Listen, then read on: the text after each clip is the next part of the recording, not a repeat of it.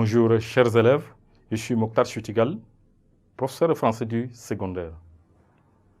En parlant de l'étude des différents textes, nous avons vu dernièrement le texte théâtral. Maintenant, nous allons voir la page de roman. Dans la page de roman, nous allons voir dans un premier temps la situation de la page. La situation de la page.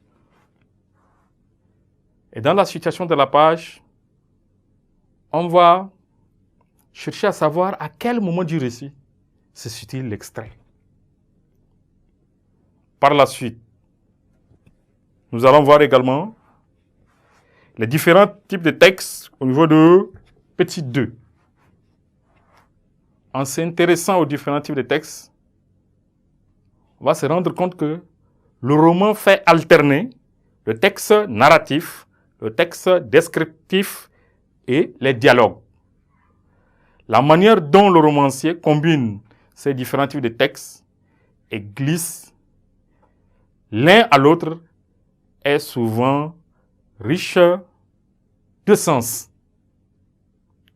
Voilà à peu près en ce qui concerne les différents types de textes. Donc, je disais que le roman fait alterner le texte narratif, le texte descriptif et les dialogues. Voilà. Et là, à travers les différents types de textes, on va voir la fiction et la narration. On va voir la fiction et la narration. Parce que dans le roman, parfois, certaines inspirations sont venues de nulle part, mais l'auteur essaye de créer la fiction pour pouvoir écrire son roman. Par moment, l'auteur s'inspire de faits vrais qu'il essaie aussi de raconter, ce qu'on appelle ici la narration. Alors, l'étude des rapports entre la fiction, c'est-à-dire les événements racontés, et la narration, la manière dont les événements sont racontés, est souvent, elle aussi, riche de sens. Après avoir parlé de la fiction et la narration, dans la page du roman, nous allons nous intéresser à l'insertion et l'organisation du texte descriptif. C'est-à-dire comment la description est-elle introduite, comment se conclut-elle, selon quelle organisation spatiale est-elle structurée.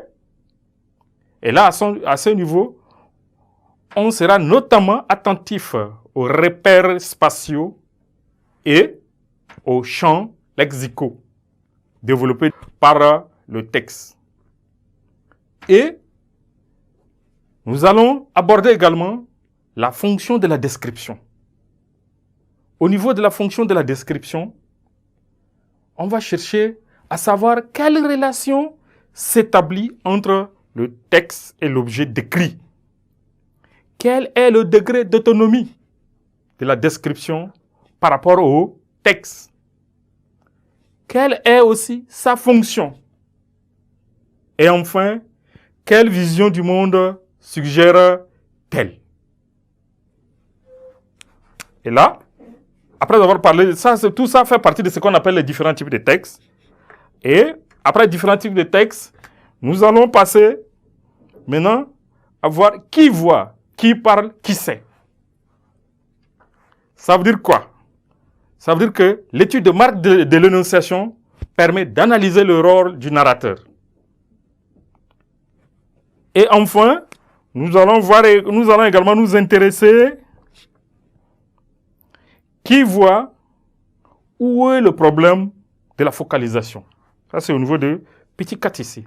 Là, à ce niveau, qui voit où est le problème de la focalisation, c'est pour savoir quels personnages dans le texte sont vus et connus, à la fois de l'intérieur, c'est-à-dire par la pensée et le sentiment, et de l'extérieur, les gestes, les attitudes, lesquels ne sont pas vus et connus que l'intérieur ou que l'extérieur.